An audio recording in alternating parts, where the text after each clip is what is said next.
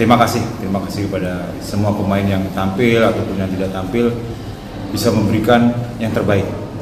Karena saya bicara dari awal, ini yang pertama bagi mereka.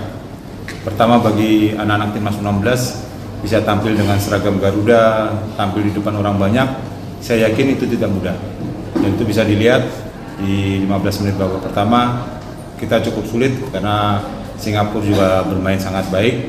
Tapi saya bersyukur anak-anak punya mental yang kuat dan kita bisa menang pada hari ini. Selanjutnya dari Alberto, bagaimana komentar pertandingan tadi? Tentunya saya sangat bersyukur juga dengan pertama main di banyak penonton dan di AFF ini. Tentunya anak-anak semua baru pertama kali dan saya sangat bangga dengan mental yang gak begitu puas dan selalu mau kerja, nggak mau kalah. Tadi menurut coach pertandingan tadi kan luar biasa. Terus ini ada berapa sebetulnya kesempatan untuk bisa mencetak gol ini coach? Itu saja coach.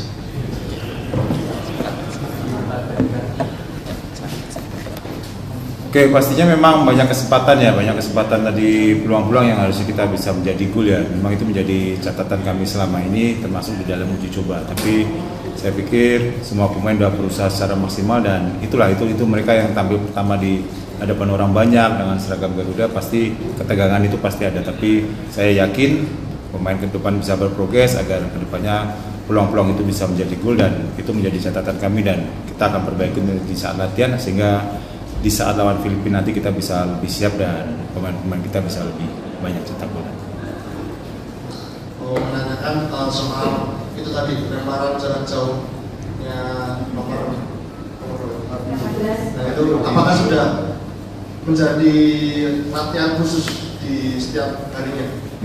Apalagi kan itu menjadi gol pertama timnas. Kemudian yang kedua di babak kedua Coach Novan mengubah skema menjadi 3 back dan terbukti permainan Indonesia lebih cair. Tanggapannya Coach? Terima kasih.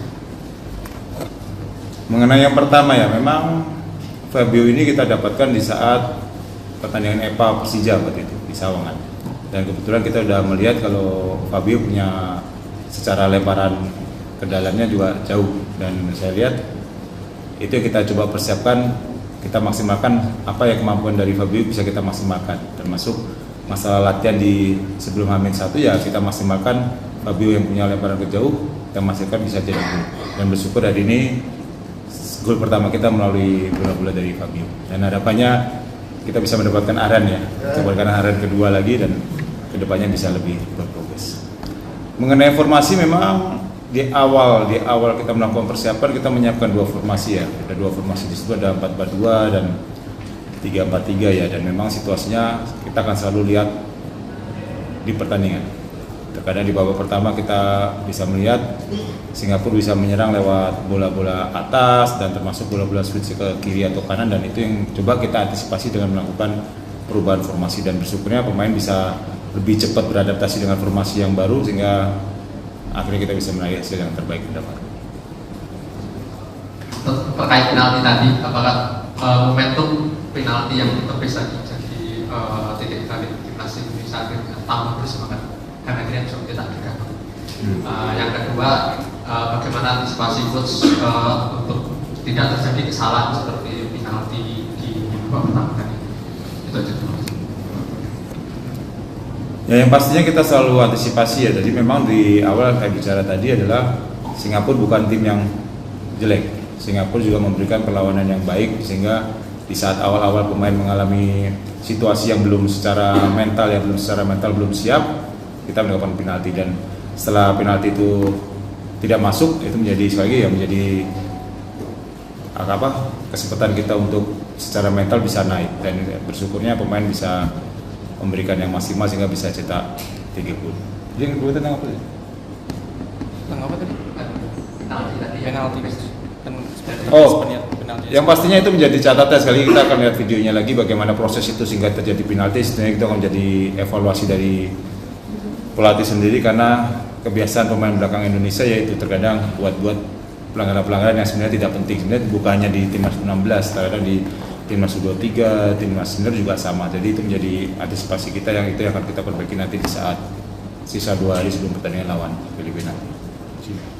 Skor 3-0 ya. Tadi sebelum gol pertama cetak tadi kan sempat buntu gitu ya. Ada skema namun finishingnya tidak bagus. Yeah. Kemudian gol keduanya pun dari penalti, gol keduanya pun bukan dari skema yang terencana gitu. Menurut analisa coach ini hasil ini puas dengan pertandingan perdana atau mungkin masih ada evaluasi yang lain? Terima kasih.